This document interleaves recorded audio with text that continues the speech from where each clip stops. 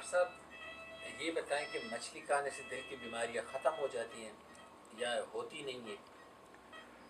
ये भी आपका बहुत अच्छा सवाल है। और हमारी सोसाइटी में डॉक्टरों के मशवरे से ही ये कंसेप्ट फैल गया है कि अगर दिल की बीमारी से पहले मछली खाना शुरू कर दें तो दिल की बीमारी होगी नहीं।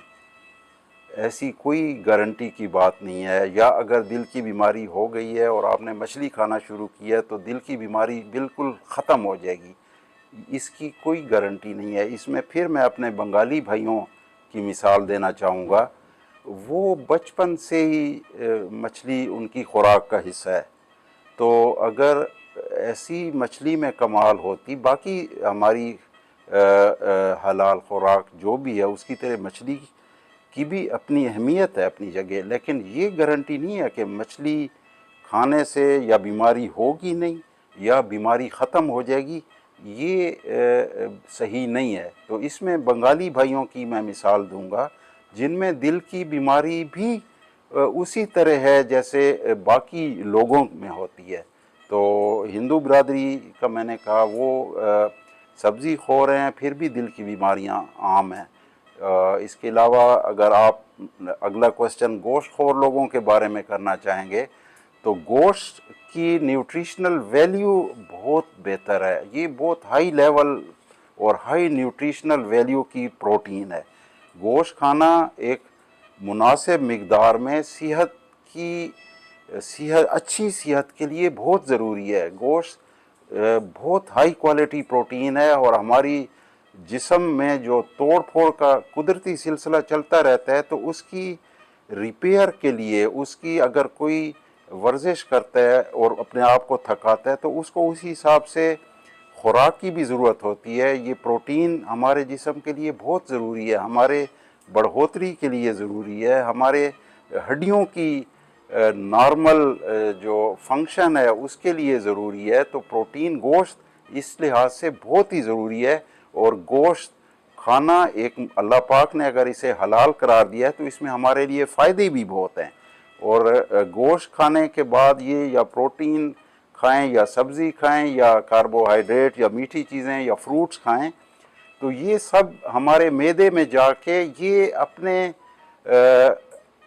हतमी एंड प्रोडक्ट्स जिसे हम कहते हैं amino acid, glucose, fructose, fatty acids में। इसी तरह अगर आप मुझसे ये सवाल करेंगे कि जी मक्खन, बालाई या बटर और ये खालिस घी, ये चीज़ें हमारे लिए नुकसानदेह हैं, तो मैं इसके बारे में भी ये कहूँगा कि अब दुनिया को ये मालूम हो रहा है, जो कि अल्लाह ताला ने पहले हमारे लिए दूध को एक नेमत करार दिया है। दूध से ही हमें बालाई मिलती है, दूध से ही हमें दही मिलती है, दूध से ही हमें मक्खन मिलता है। मुनासिब मिकदार में इनका हमारे जिस्म में बहुत बेहतर किरदार है। बच्चा पैदा होते ही 1 साल 2 साल माँ का दूध पीता है। जिस बच्चे ने माँ का दूध पिया हो उसकी सेहत हमेशा अच्छी रहती है। तो दूध या दूध से मिलने वाले प्रोडक्ट्स ये हमारी सेहत के लिए बहुत कारआमद हैं। और इसी तरह गोश्त की हमारे जिस्म के लिए बहुत अहमियत है। अंडा भी प्रोटीन है और 1 या 2 अंडे खाना हमारी सेहत के लिए बहुत फ़ायदेमंद है। आम तौर पे दिल के मरीज़ों को मना कर दिया जाता है जी अंडा ना खाएं, और फिर अंडा अगर खाएं तो जर्दी ना खाएं। जर्दी में भी हमारे जिस्म के लिए बहुत कारआमद खुराक के वसाइल हैं। तो ये सिर्फ इस तरह नहीं है कि जी सफ़ेदी खा लें जो एल्ब्यूमिन है।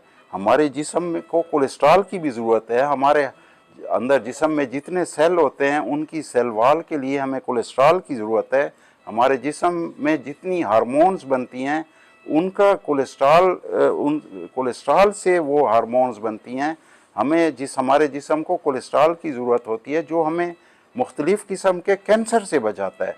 तो ये अल्लाह पाक का निज़ाम है जिसमें हर चीज़ का अपना किरदार है, लेकिन तवाज़ुन से या इतदाल से सारी हलाल चीज़ें खाने से जिस्म को फ़ायदा होता है और बुढ़ापा जल्दी नहीं आता, हड्डियाँ कमज़ोर नहीं होती, कमर नहीं झुक जाती। तो ये सारे अवामिल हमारी सेहत के लिए बहुत ही ज़रूरी हैं।